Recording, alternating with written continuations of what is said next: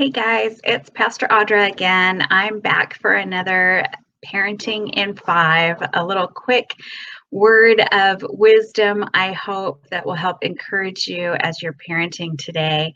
So today we're going to dig into positive parenting, like keeping things positive while we are in the midst of parenting our kids. And I'm focused on Ephesians chapter 6, verse 4. It says, "Don't keep on scolding and nagging your children, making them angry and resentful. Rather, bring them up with the loving discipline the Lord Himself approves, with suggestions and godly advice." So, what does that mean?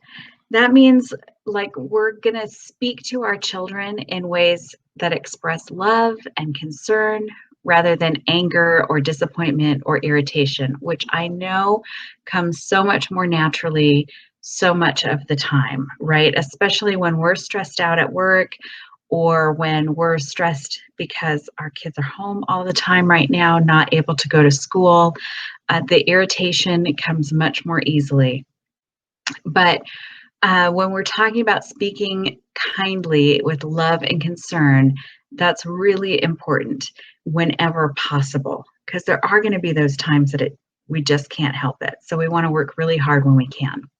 We want to make expectations really clear, realistic, and godly. So let me give you an example of making expectations clear.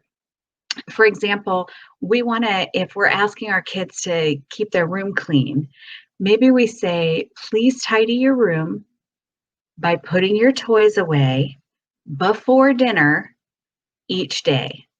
And then we want to be clear about the consequences too. Any toys left out will be off limits tomorrow.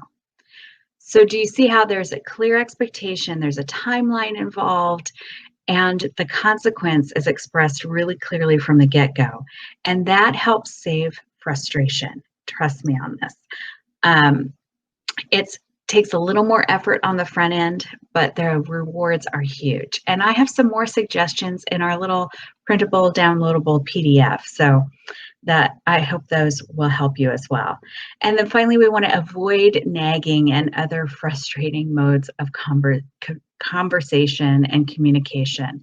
And, I get it that this is a really hard thing, but those expectations are going to help with that too. I don't have to nag my kid all day long to do the dishes if they know the dishes need to be done before dinner or right after dinner before TV time or whenever it is.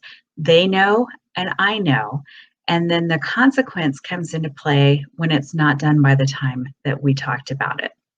Now, of course, you have to measure this down for younger kids, measure it up for older kids.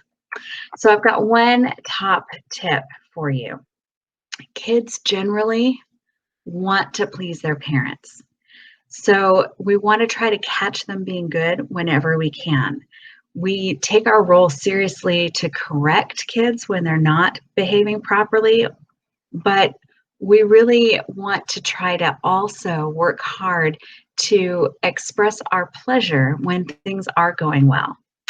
And finally, I want to remind us that we have to apologize to our kids when we're the ones in the wrong.